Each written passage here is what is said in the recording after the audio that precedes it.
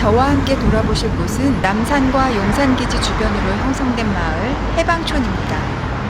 골목길 사이사이에 깃든 해방촌의 이야기를 들으시는 이 코스는 약 2시간 정도 소요될 예정입니다.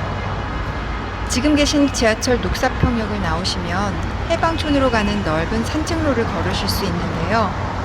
용산기지 담벼락과 오래된 가로수가 만들어놓은 색다른 분위기를 느끼시면서 해방촌으로 향해 보겠습니다. 용산공원에는 총 21개의 게이트가 있습니다. 저희가 바로 그 마지막 번호를 가진 21번 게이트 앞에 서 있는데요. 이 21번 게이트 안쪽에는 중요한 시설이 있습니다. 바로 한미동맹의 상징인 한미연합군 사령부 건물이죠. 그리고 한미연합군 사령부 건물 뒤로 물길이 하나 흐르고 있는데요. 무악지에서 발원해 한강으로 흘러가는 7km에 이르는 만초천의 지류입니다. 용산공원이 개장하면 이젠 모두 복개되어 볼 수 없는 자연천의 모습도 아름다운 주변 경관과 함께 볼 수 있겠습니다. 이 21번 게이트 앞은 바로 해방촌의 입구입니다. 해방촌 주민들이 어떻게 기지와 관계를 맺어왔는지는 입구부터 살펴보실 수 있습니다. 저희 왼편에 기지 담벼락을 따라 옹기가 진열되어 있어요. 바로 50년 넘도록 이 자리를 지키며 해방촌의 명물로 자리를 잡은 한신옹기입니다. 옹기는 예전 우리 생활의 필수품이었죠. 그런데 미군들이 복무를 마치고 본국으로 귀국할 때 옹기에 그림을 그려서 기념품으로 많이 가져갔다고 합니다. 우리 전통의 필수품이 미군들에 의해 태평양을 건너가게 하는 다리 역할을 해주었던 가게라고도 하겠습니다. 이제 한신옹기를 지나 해방촌 골목 안으로 들어가시겠습니다. 해방촌이란 이름은 어떻게 붙여진 걸까요? 네, 1945년 해방과 연관이 있습니다. 해방 이후 귀국한 해외 동포들과 월남민들이 모여 형성한 마을이라는 뜻이죠. 이후 6.25 전쟁 때 피난민들도 이곳에 대거 자리를 잡게 되고요. 이분들이 해방촌을 이룬 1세대인데 해방촌의 윗동네를 형성하였습니다. 이후 6, 70년대를 거치면서 산업화의 물결이 일고 서울로 많은 사람들이 몰려들죠. 이때도 해방촌은 서민들의 보금자리가 되었습니다. 니트 산업의 발달로 해방촌 경제가 부흥하며 동네가 팽창하게 되었고 2000년대에 들면서는 인근에 미군 기지와 이태원이 있는 영향으로 점점 외국인의 수도 불어나게 되었습니다. 그래서 해방촌의 아랫동네는 다문화의 정치와 젊은이들의 활기를 볼 수 있는 핫플레이스로 변모하게 되었습니다. 이 앞의 도로가 HBC 거리입니다. 해, 방, 촌의 앞자를 따서 외국인들이 부르기 쉽게 이름을 만든 것이라고 합니다. 해방촌의 외국인 비중이 커진 이유는 기지가 가깝다는 이유와 비교적 값싼 월세였습니다.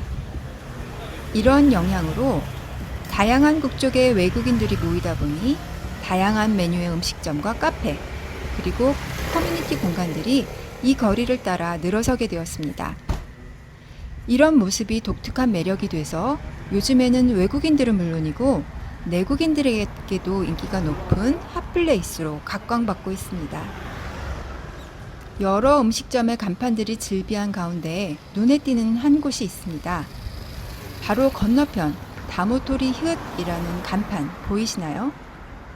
다모토리란 소주를 큰 사발에 담아 파는 선술집이라는 함경도 방언이라고 합니다. 다국적 언어 가운데 함경도의 방언을 보니 역시 해방촌 월남민들의 역사가 이 거리에도 살아있는 게 아닌가 하는 생각을 하게 되네요. 그리고 여기 바로 뒤에 보이시는 보성여자중고등학교가 있습니다. 중학교, 고등학교가 같이 자리를 잡고 있는데요. 이 학교도 원래는 평안북도 선천에 있었던 학교입니다. 1907년에 개교를 했던 학교인데요. 일제강점기 때 3.1 만세운동을 비롯해서 신사참배 거부운동에도 적극적으로 참여했던 학교인데 신사참배 거부운동을 하면서 임시 폐교가 되기도 했던 역사를 가지고 있습니다. 그랬다가 1954년에 이 자리를 해서 해방촌의 중요한 어떤 교육적인 부분을 담당을 했던 곳이라고 보시면 되겠습니다. 여자 중등 교육기관은 이렇게 보성 여중고가 있고요. 그 당시에 같이 월남에서 내려와서 이제 자리를 잡았던 남자 고등교육편으로는 숭실학교가 있습니다. 그래서 해방촌을 형성하는 데 있어서 학교와 그리고 교회가 마을 형성에 굉장히 중요한 한 축을 이뤘다라고 보시면 되겠습니다. 해병대로 한국에서 해병대는 1949년에 창설이 되었고 그 이후에 한국전쟁과 베트남 전쟁을 거치면서 굉장히 혁혁한 전공을 이뤘기 때문에 그 이후에 굉장한 힘을 가지고 있는 그런 부대였습니다. 그래서 한국전쟁 이후에 1955년쯤에는 요 근방에 해병대 사령부가 자리를 잡게 된 거죠. 그러면서 해병대 사령부에 딸린 교회가 이게 영구적으로 지어지게 된 겁니다. 1959년에 아까 말씀드렸던 1959년에 지어졌고요. 그런데 해병대 사령부가 1973년에 해체가 되는 일이 벌어집니다. 그래서 그 이후에 굉장히 여기서 여러 가지 예배는 물론이고 결혼식과 여러 가지 추억에 남는 해병대분들은 일들이 많이 있었던 곳인데도 불구하고 해병대가 자체가 사라지는 일이었기 때문에 교회도 그 명맥을 유지하지 못하고 이제 흩어지게 되는 거죠. 그래서 이후에 창고로 쓰이거나 하는 형태로 거의 버려지다시피 남아있던 것이 나중에 해병대가 재창설되고 2000년대 들어서 해병대의 유서가 깊은 교회가 아직 남아있다, 건물이 남아있다라는 것을 알게 된 해병대 측에서 그 전우분들이 이제 다시 재건 사업을, 복구 사업을 일으킵니다.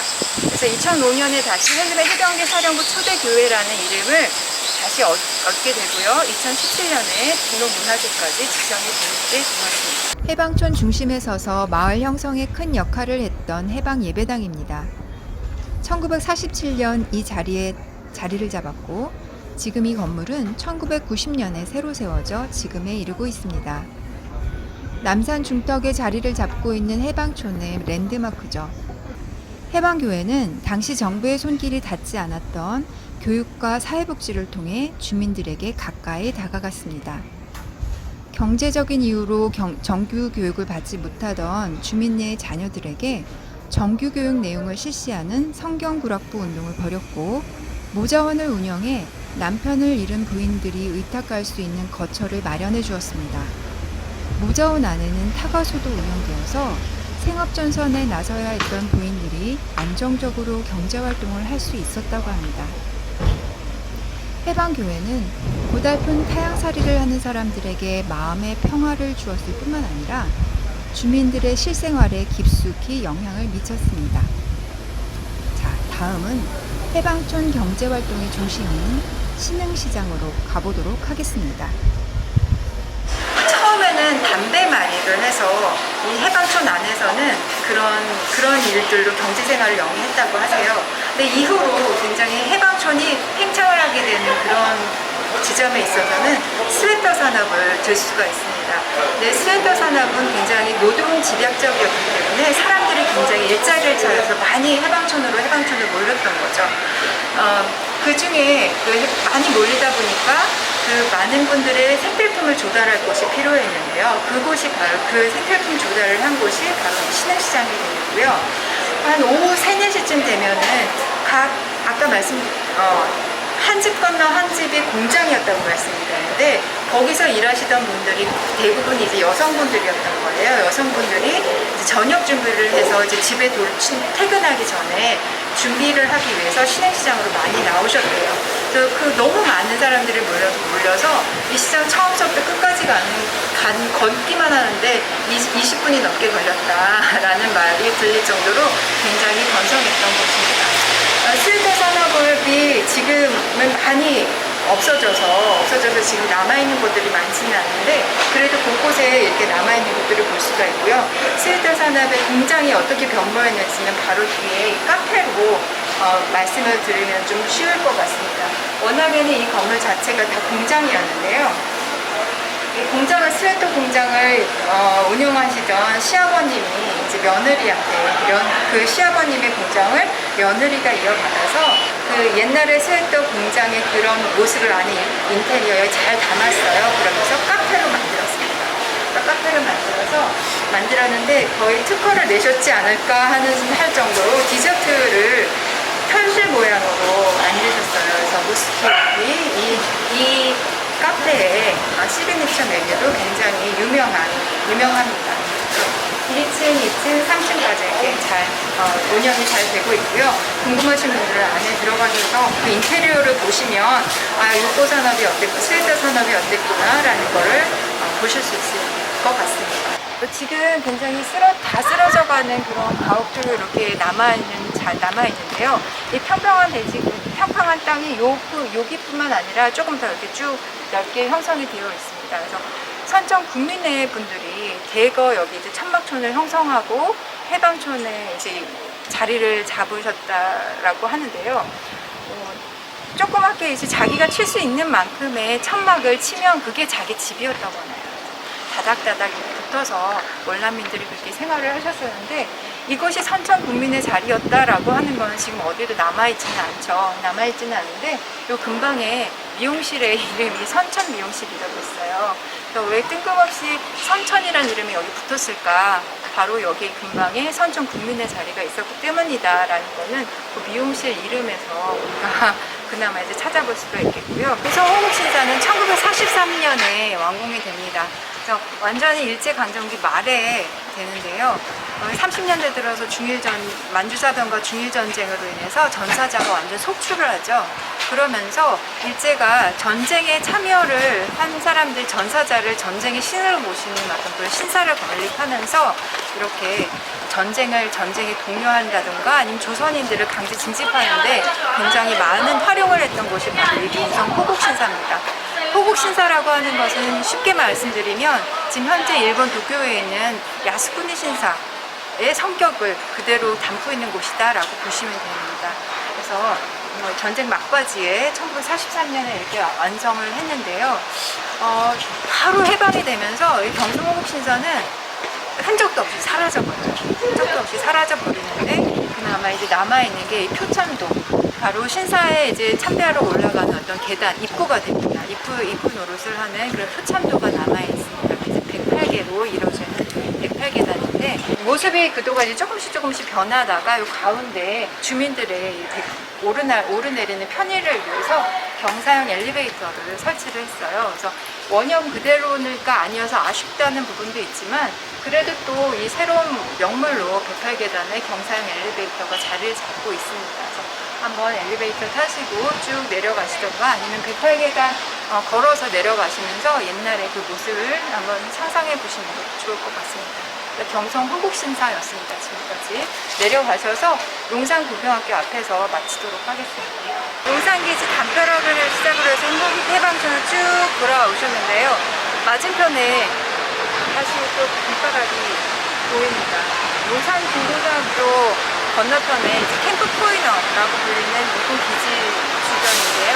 이 지역도 이제 일부는 이후 대사관이 들어오겠지만 용산공원의 한 부분도 이제 개방이 될 예정이라고 합니다. 용산중고등학교는 이 일대가 일제강점기 때 굉장히 새로운 일본인들의 주거지역으로 조성이 됩니다. 조성이 되면서 학교가 남자 교육기관이 만들어지는 게 용산중학교입니다. 예전에 용산중학교라고 했던 걸 지금 현재 중고등학교를 합쳐서 생각한다는 그런 개념으로 보시면 되는데요. 일제강점기 내내 경성 안에 남자 고등교육기관으로는 경성중학교고 용산중학교 두 곳이 있었다고 보시면 되겠습니다. 해방 이후에 서울시에서 이제 인수를 해서 다시 재개교해서 지금에 이르고 있다고 보시면 되겠습니다. 앞으로 용산공원이 어떻게 또 만들어지게 될지 기대를 하면서 오늘 해방촌 투어, 해방촌 여행 여기서 마치도록